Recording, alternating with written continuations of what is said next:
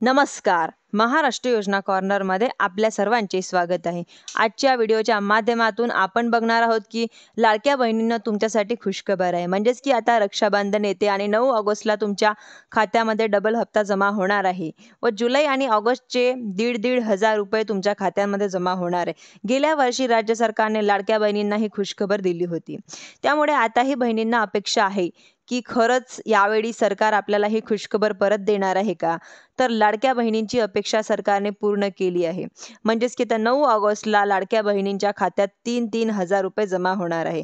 सरकारने आता सांगितलं रक्षाबंधनचा डबल हप्ता म्हणजेच की 3,000 रुपये तुमच्या खात्यात 9 ऑगस्टला जमा झालेत की नाही ते तुम्ही जवळच्या सरकारी कार्यालयात जाऊन किंवा ऑनलाईन पोर्टलवर तपासू शकता.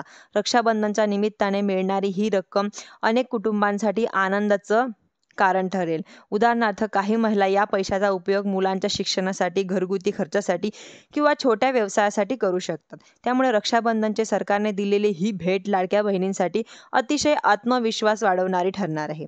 लाडक्या बहिणींना योजनेबद्दल बऱ्याच चर्चा होत्या कारण की पुरुषांनी या योजनेचा लाभ घेतलेला होता. मग सरकारी कर्मचारी महिला सुद्धा यामध्ये लाभ घेतलेला व त्यांचा या ठिकाणी हप्ता आता बंद होणार आहे. असा प्रश्न सर्वांच्या भीतीजवळ सगळ्यात म्हणजेच की रक्षाबंधनच सरकारने दिलेले हे डबल गिफ्ट हे सांगताय की ही योजना बंद होणार आहे. काय अशी म्हणजेच की योजना बंद होणार नाही तर ही योजना अशीच सुरू राहणार आहे. धन्यवाद.